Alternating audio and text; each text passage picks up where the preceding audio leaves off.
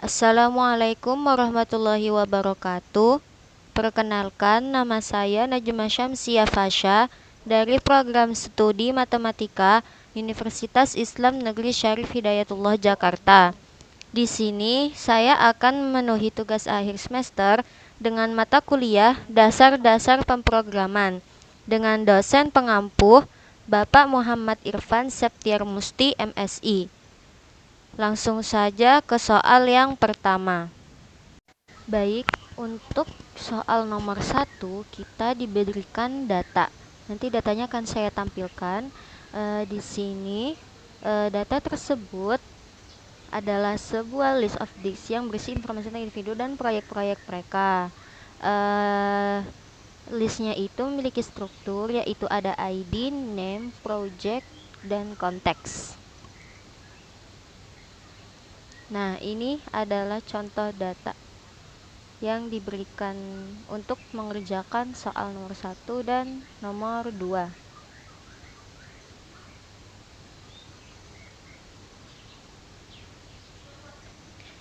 Ya, soal nomor 1 itu identifikasi individu dengan semua proyek selesai. Buat fungsi bernama find individuals with all completed project yang mengembalikan list nama individu yang semua proyeknya sudah selesai. Proyek dianggap selesai jika semua tugasnya dalam memiliki status komplit. Contoh outputnya itu John Doe Emily Davis. Ya, di sini adalah codingannya. Baik, yang pertama itu yaitu def. Di sini ada define individuals with all completed project dalam kurung data. Fungsi ini itu bertujuan untuk mencari individu yang semua proyeknya sudah selesai, di mana semua tugas dalam proyek itu memiliki status komplit. Fungsinya itu menerima parameter data berupa daftar individu yang berisi informasi proyek mereka. Dan sebelumnya di sini tuh kita diperintahkan untuk menggunakan try except, yaitu untuk mekanisme error handling untuk mengantisipasi kemungkinan error dalam proses. Jadi di sini kita memakai try.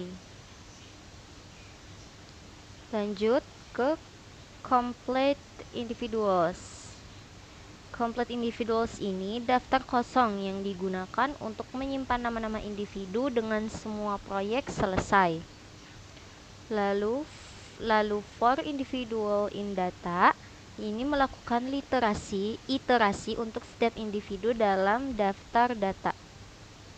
Lalu kita ambil project sama dengan individual .get project ini, yaitu untuk mengambil data proyek individu dengan menggunakan get untuk menghindari error jika key projectnya ini tidak ada. Jika individunya tidak memiliki project akan diisi dengan list kosong. Nah, if not project continue ini, jika individunya tidak memiliki project atau daftar project kosong, maka iterasinya langsung dilanjutkan ke individu berikutnya dengan continue. Lanjut, yaitu all project completed true. Variabel all project completed ini digunakan untuk sebagai indikator apakah semua proyeknya ini proyek individunya sudah selesai. Nah, di analisis true dianalisis nilai true, tetapi akan diubah menjadi false jika ditemukan tugasnya itu belum selesai. Lanjut, for project in projects, tasks project, ya ini itu iterasi setiap proyeknya dalam daftar project, lalu mengambil daftar tugas task dalam proyek menggunakan get. Jika tidak ada akan diisi dengan list kosong. Lanjut ke for task in task iterasi ini, iterasi melalui daftar tugas dalam proyek. Nah, jika ada tugas dengan status line complete, berarti proyeknya belum selesai. All project completed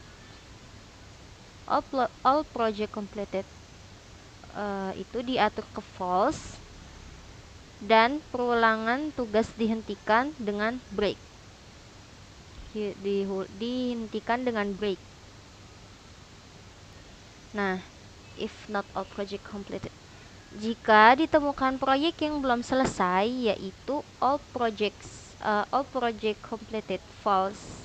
Ini yang tadi ya. Maka perulangan proyeknya itu dihentikan. Dihentikan aja, langsung kita break. Tidak perlu memakai proyek lain. Tadi karena all project completednya ini false. Jadi dihentikan menggunakan break. Jadi tidak perlu memeriksa proyek lainnya. Lanjut ke if all project completed. Ini. Jika semua proyek individunya selesai, all project completed true, tambahkan nama individu ke daftar completed individual. Nah, gunakan get name unknown untuk memastikan tidak terjadi error jika key name-nya itu tidak ada. Except expression as a print f terjadi kesalahan saat memproses data individuals get name unknown. Ini menangkap kesalahan yang terjadi saat memproses data individu tertentu. Mencetak nama individu dan pesan error untuk debugging, tetapi prosesnya tetap dilanjutkan ke individu berikutnya. Nih, return completed individuals. Ini mengembalikan daftar nama individu yang semua proyeknya itu selesai. Lanjut, except expression as a print kesalahan umum terjadi return, yaitu menangkap kesalahan umum yang terjadi di luar loop utama, lalu mencetak pesan error dan mengembalikan daftar kosong jika ada masalah besar dengan data. Nah, ini contoh data yang tadi. Nah, di sini diminta itu outputnya itu print find individuals with all completed project. Jadi outputnya itu list kosong. Lanjut ke soal nomor 2, yaitu gabungkan tugas berdasarkan kotak. Buat fungsi bernama combine task by city yang mengelompokkan semua tugas berdasarkan kota dari alamat home individu. Setiap tugas harus menyertakan nama individu, ID proyek, dan ID tugas. Hasilnya berupa dictionary dengan nama kota sebagai kunci dan list tugas sebagai nilai. Nah, contoh outputnya itu ini ya, contoh outputnya. Lanjut.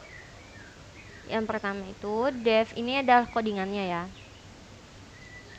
Nih, pertama def combine task by city data. Ini itu bertujuan untuk mengelompokkan tugas berdasarkan kota tempat tinggal individu yang terdapat dalam data. Ya. Lanjut ya. Untuk result. Ini itu sebuah dictionary kosong yang dibuat untuk menyimpan hasil akhirnya. Lalu for person in data. Di sini itu fungsinya itu untuk mengiterasi setiap elemen dalam list data, di mana setiap elemen itu mempresentasikan seorang individunya. Lalu ini ada name person get ini. Ya, untuk name ini diambil dari kunci name-nya. Dari datanya itu nanti akan ada kunci name di datanya. Lalu jika tersedia, maka nilainya itu akan default.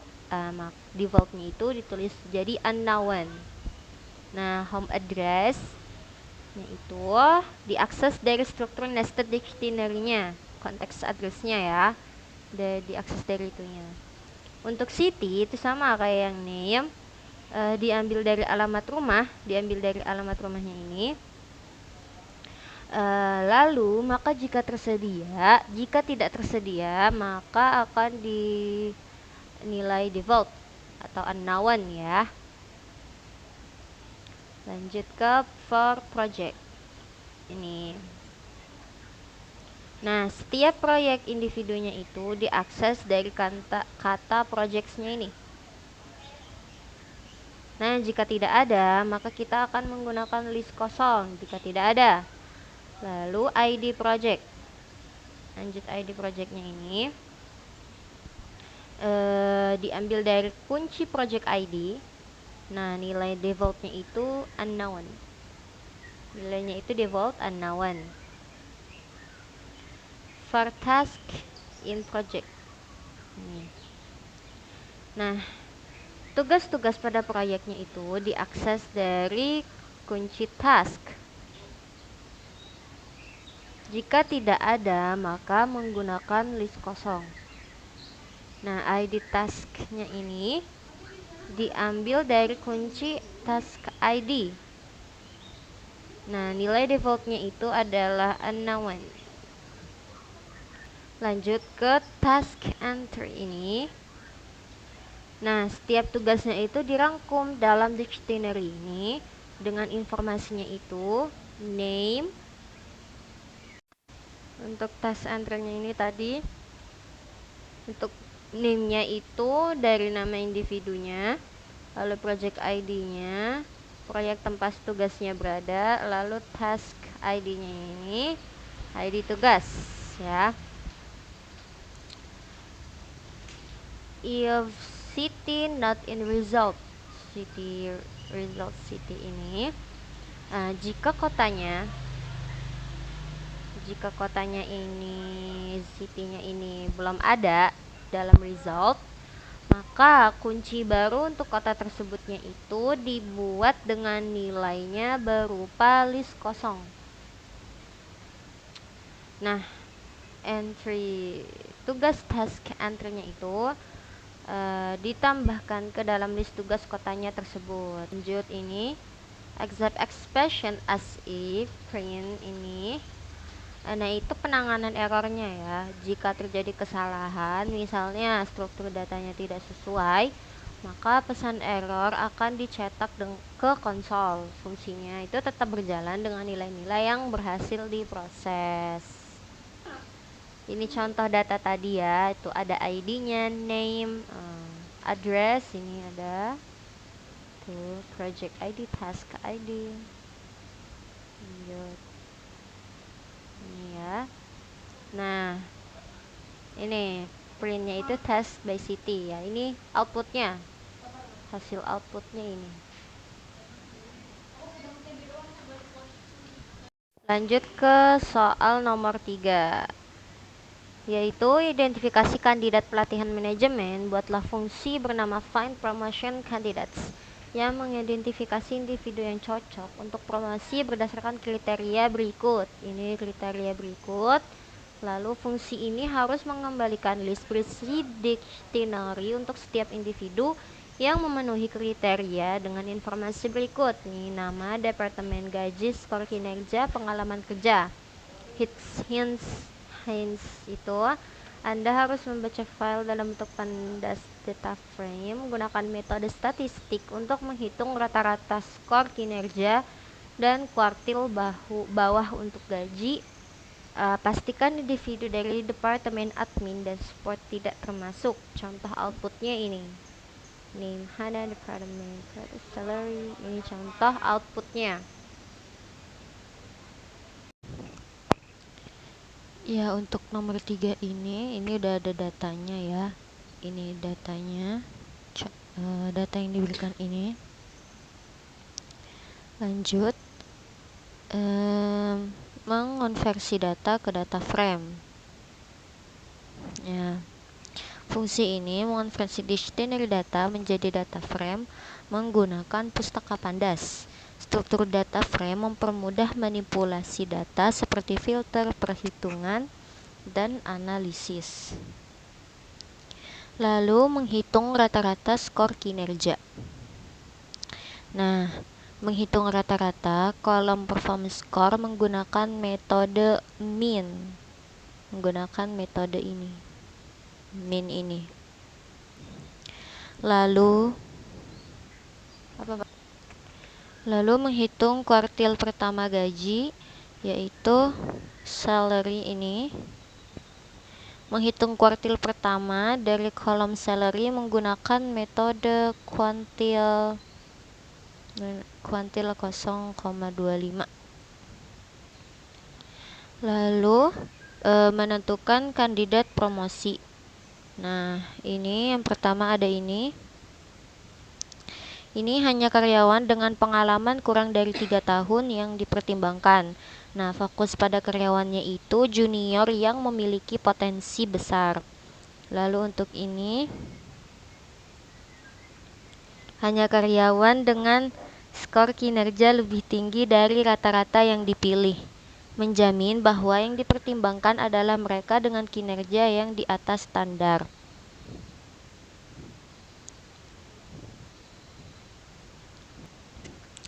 Lanjut ke divs ini, salary.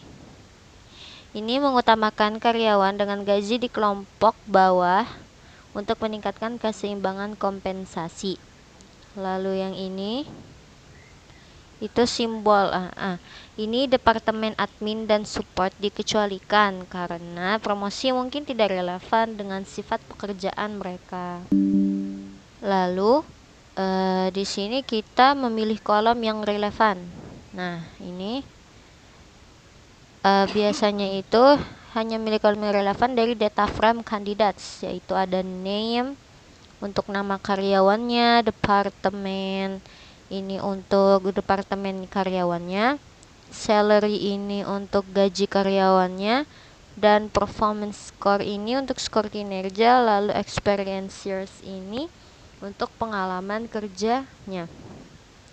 Nah, ini to dictionary records ini data frame-nya itu kemudian diubah menjadi list of dictionary dengan metode ini, to dict orient records. Selanjutnya itu kita penanganan errornya ini, exact expression as a jika terjadi kesalahan selama eksekusi, misalnya kolom data tidak ditemukan, fungsi akan menangkap error dan mengembalikan pesan error dalam bentuk dictionary. Dan output yang dihasilkan adalah list kosong ya. Outputnya hasilnya list kosong. Ya, lanjut untuk soal nomor 4, yaitu ada identifikasi individu ideal untuk promosi. Buatlah fungsi bernama find promotion candidates yang mengidentifikasi individu yang cocok untuk promosi berdasarkan kriteria berikut, yaitu kriterianya. Lalu nama departemen, gaji, skor kinerja, pengalaman kerja. Hints-nya, Anda harus membaca file dalam bentuk tandas data frame. Gunakan rata-rata gaji untuk setiap departemen sebagai pembanding. Pastikan fungsi ini menangani logika yang kompleks dengan menggabungkan beberapa kolom dari kriteria. Contoh outputnya ini. Lanjut ya, ini kita diberikan data ini.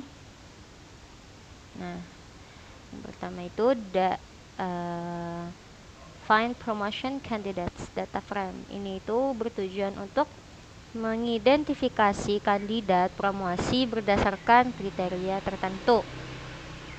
Lalu FGIS ini, lalu kita menghitung rata-rata gaji per departemennya menggunakan ini. Nah, ini itu mengelompokkan data berdasarkan kolom departemen, menghitung rata-rata gaji salary untuk setiap departemen. Hasilnya adalah series dengan nama departemen sebagai indeks dan rata-rata gaji sebagai nilainya. Lalu kita menyaring kandidat berdasarkan kriteria awalnya. Lanjut ini ya, menyaring kandidat berdasarkan kriteria awalnya. Nah, ini itu pengalaman kerja yang pertama ini. Kita mencari pengalaman kerja lebih dari atau sama dengan 5 tahun. Nah, skor kinerjanya itu lebih dari 85. Lalu bukan pekerja remote, karena ini false ya. Kita mencari false-nya, berarti yang bukan pekerja remote worker. Lalu kita menambahkan kolom rata-rata gaji departemen. Ya, kita menggunakan ini. Menggunakan kolom departemen untuk mencocokkan rata-rata gaji per departemen ya. Ini F salary per dep. Nah, nilai rata-rata gajinya ditambahkan sebagai kolom baru bernama depth average salary.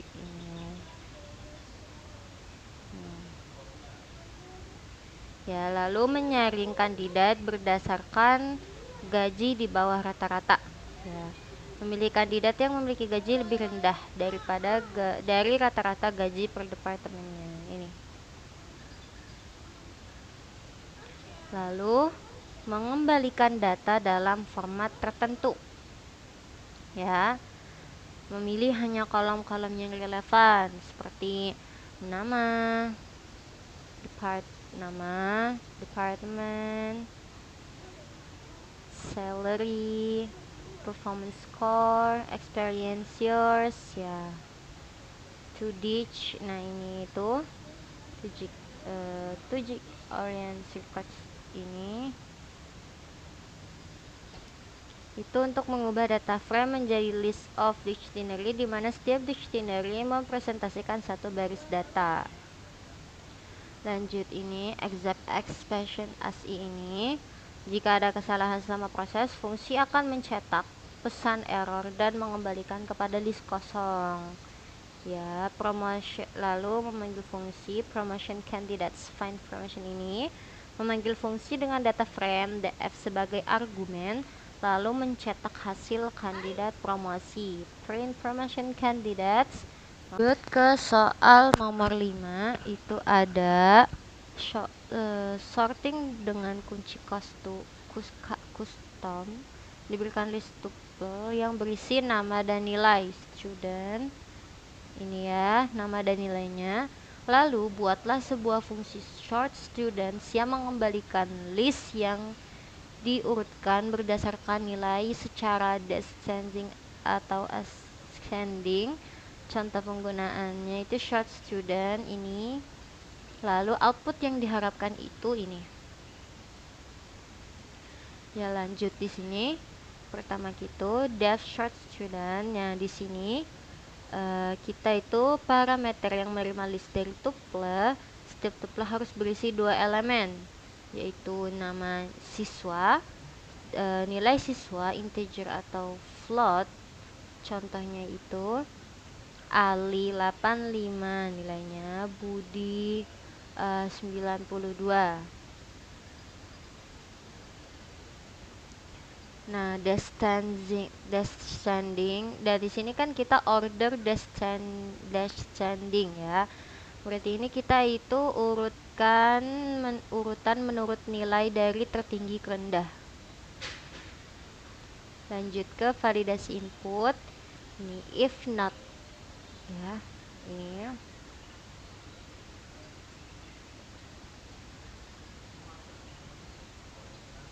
Ini itu untuk memastikan input sesuai format yang diharapkan.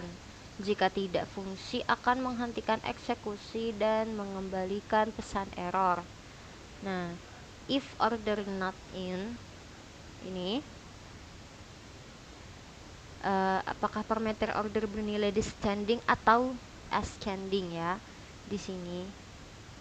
Lalu ini untuk memastikan ya, hanya 2 opsi pengurutan yang valid.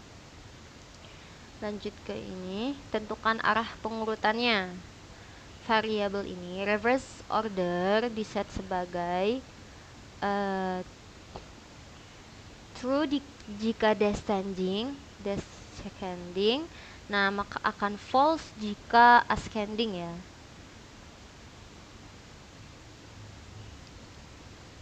Shorted student. Nah, lakukan pengurutannya. Nih, fungsi shorted digunakan untuk mengurutkan students berdasarkan elemen kedua, yaitu nilai siswa dalam setiap tuplenya.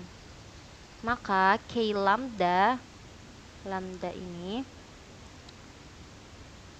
menggunakan elemen kedua nilai dalam tuple sebagai kunci pengurutan. Lalu ini reverse order menentukan arah pengurutannya, descending atau ascendingnya.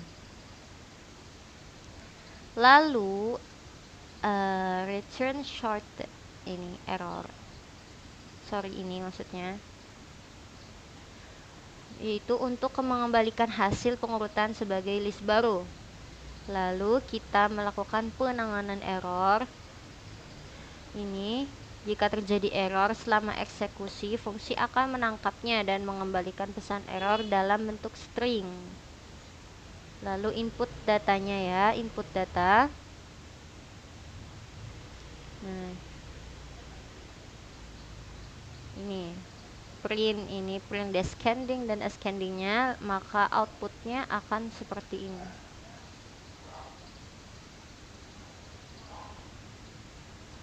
Ya, mungkin hanya ini yang bisa saya sampaikan. Kurang dan lebihnya mohon dimaafkan. Wassalamualaikum warahmatullahi wabarakatuh.